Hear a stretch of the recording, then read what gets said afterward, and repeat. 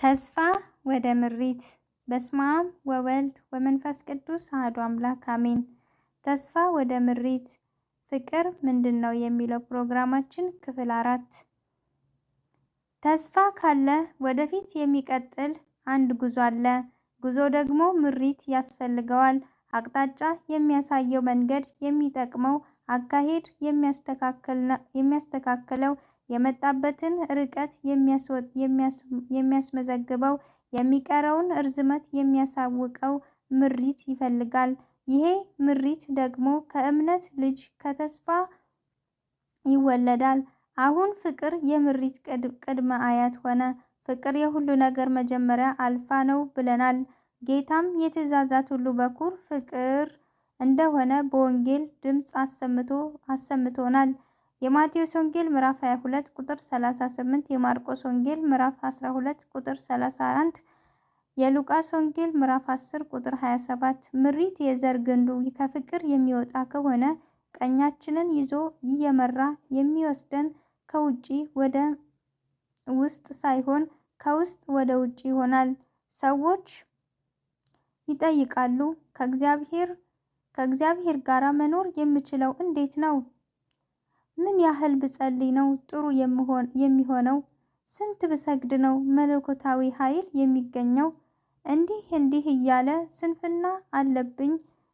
ምን ይሻላል? ከስጋዊ አኗኗር መላቀቅ እየፈለግኩኝ አልሆነልኝም። ምን ላድርግ? ወዘተ አይነት ጥያቄዎች ይጠይቃሉ።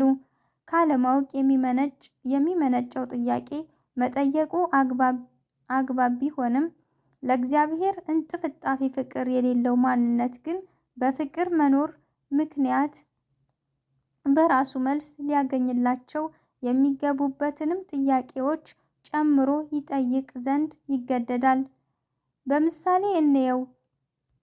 አንድ በጣም የምትወዱትን ሰው የአእምሮአችሁ ሸራ ላይ ሳሉ ወዳጆቻችሁንም ለማግኘት አስፈላጊ ቀጠሮ ኖሯችሁ በሰው መኪና እየሄዳችሁ ሳለ የትራፊኩ መንገድ ተዘጋጋ እንበል።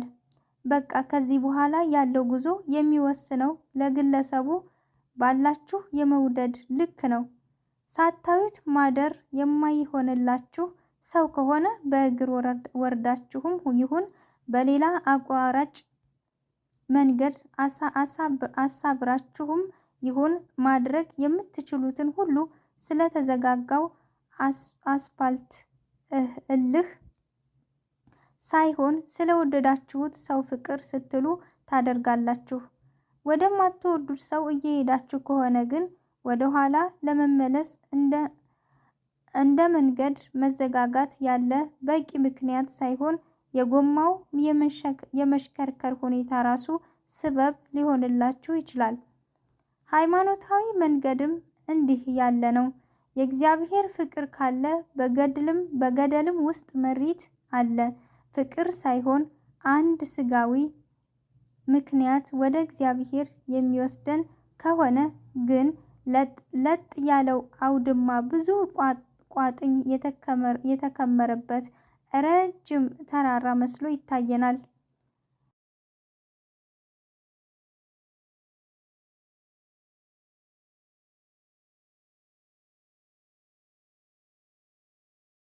ተመሳሳይ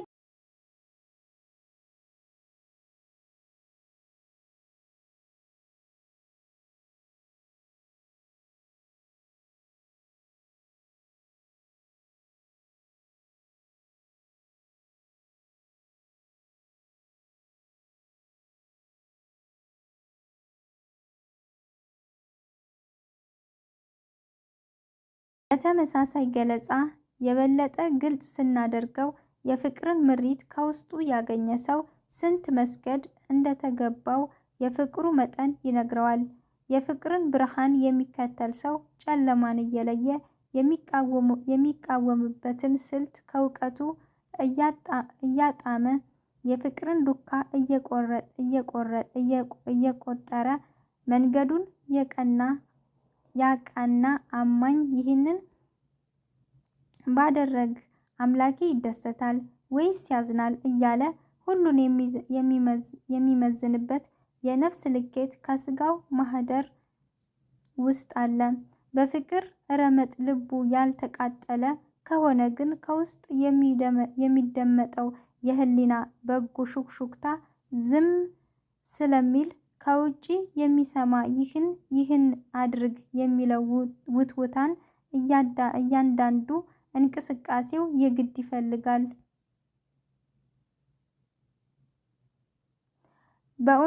በእውነት ፍቅር አልፋ ነው። ፍቅር ኦሜጋ ነው። በፍቅር የጀመረ ሰው በፍቅር ለመጨረስ የሚከፍለው ሰማዕትነት ራሱን የቻለ አምሃ ይሆንለታል።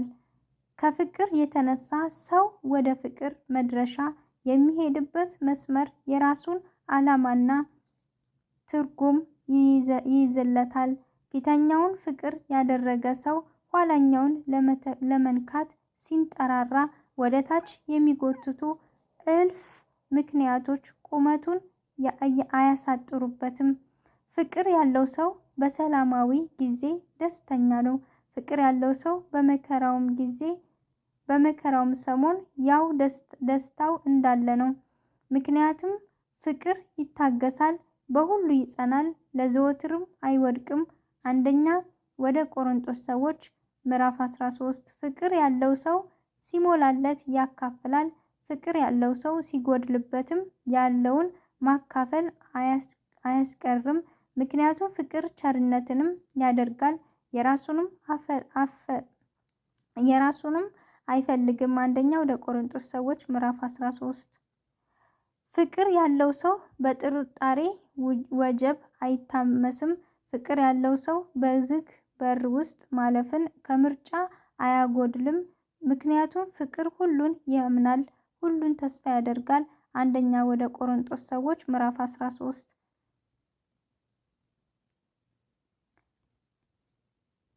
አንድ ሰው ሕዝብ ነው፣ ሕዝብም አንድ ሰው ነው። 100 በግ ያለው ከእነርሱም አንዱ ቢጠፋ 99ኙን በበረሃ ትቶ የጠፋውን እስኪያገኘው ድረስ ሊፈልገው የማይሄድ ከእናንተ ማን ነው? ባገኘውም ጊዜ ደስ ብሎት በጫንቃው ይሸከመዋል። ወደ ቤትም በመጣ ጊዜ ወዳጆቹንና ጎረቤቶቹን በአንድነት ጠርቶ የጠፋውን በጌን አግኝቼዋለሁና ከኔ ጋር ደስ ይበላችሁ ይላቸዋል። የሉቃስ ወንጌል ምዕራፍ 15 ከቁጥር 4 እስከ 6።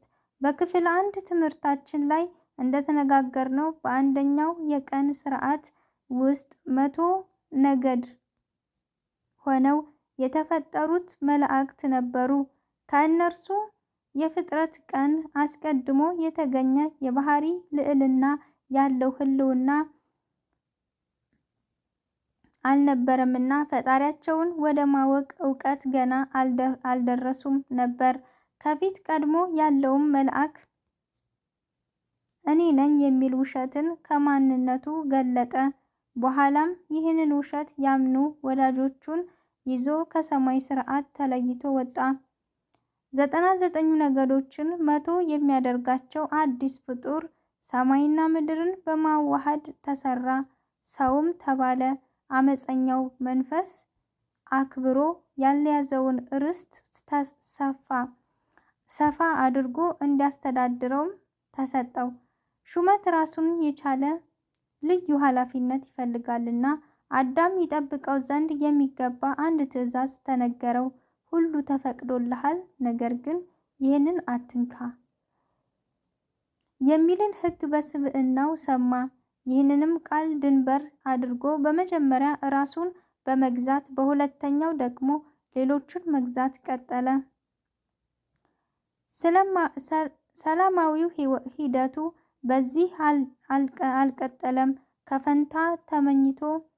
ከፍታን ተመኝቶ ውድቀት የገጠመው መንፈስ በክብር ማማ ላይ ከፍ ብሎ የተቀመጠውን ሰው አይቶ ውስጡ በቅናት አረረ።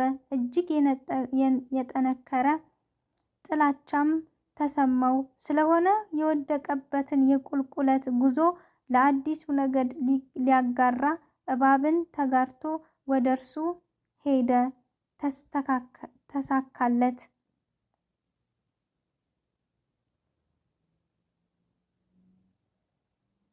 ስለሆነ የወደቀበትን የቁልቁለት ጉዞ ለአዲሱ ነገድ ሊያጋራ እባብን ተጋርቶ ወደ እርሱ ሄደ፣ ተሳካለት። እጅግ የጠነከረ ጥላቻም ተሰማው።